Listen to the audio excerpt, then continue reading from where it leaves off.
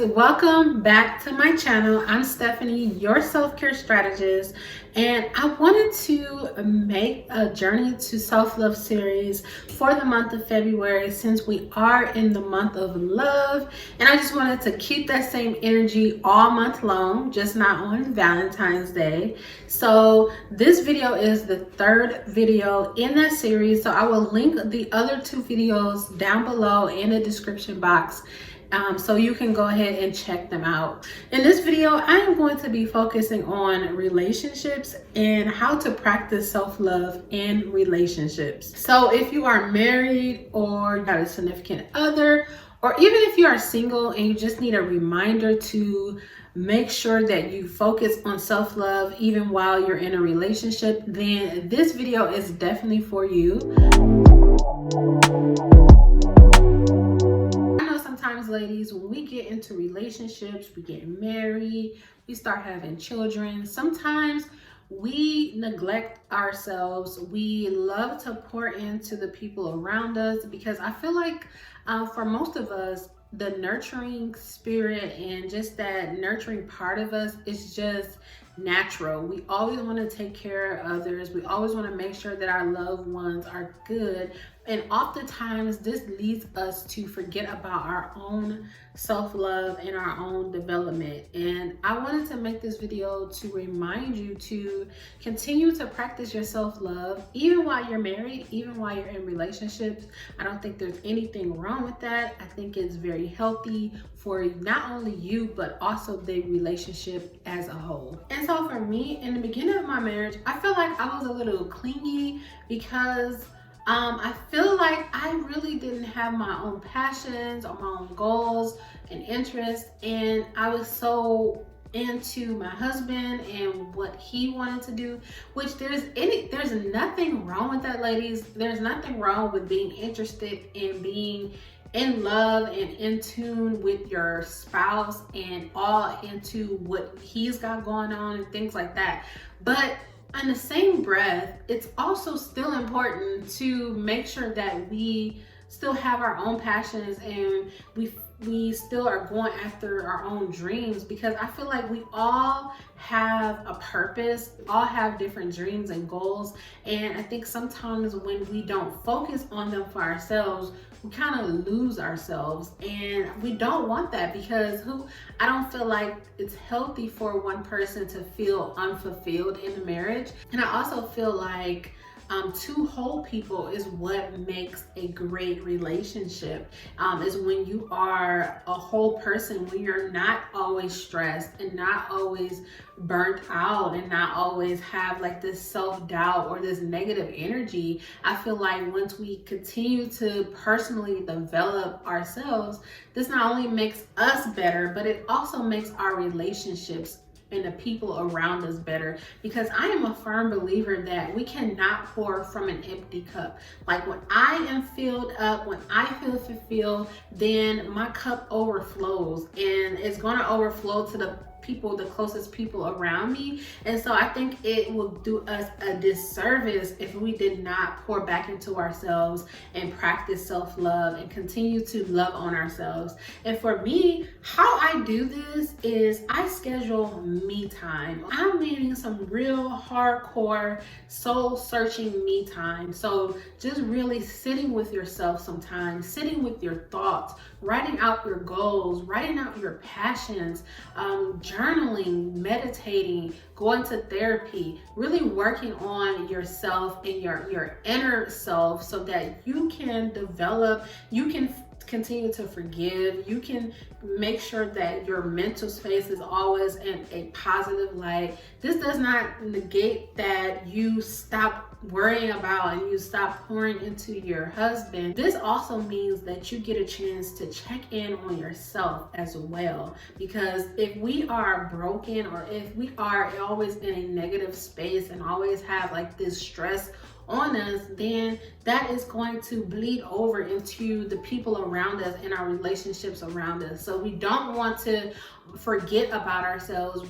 Just like you would schedule a doctor's appointment or any other important appointment, I feel like you should also schedule that me time where it's like non-negotiable. Like, no, I need to check in with myself. I need to make sure that I am keeping my eyes on the goals and the passions that God has given me as well. And so when you come together, you'll have interest and you'll have that together. You'll have a bigger and better connection together as a couple. So scheduling that me time doesn't mean that you are always alone and you're always dating yourself like you're single or something like that. But I think it is healthy every now and then, maybe once a week, once a month, that you really prioritize me time so that you can be the best wife and mother to your family that you can be. Another thing that I like to do to make sure that I'm practicing self-love in my relationship is I affirm myself.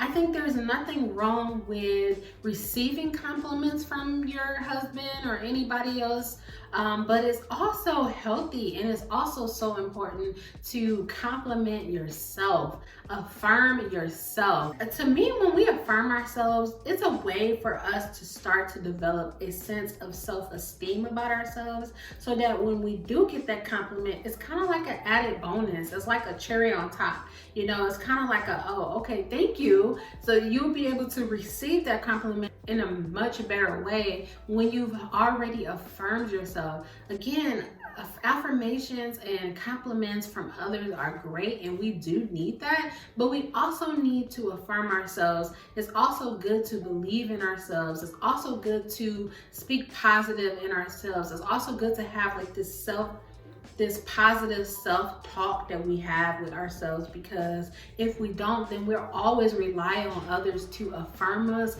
We'll always rely on others to build us up, and we'll always rely on others to fulfill us and make us happy, which I don't think that is the goal in a relationship. I think when two whole people come together, then I feel like that makes an even stronger and better relationship. This kind of leads me into my next point of practicing self-love, or practicing your love language on yourself.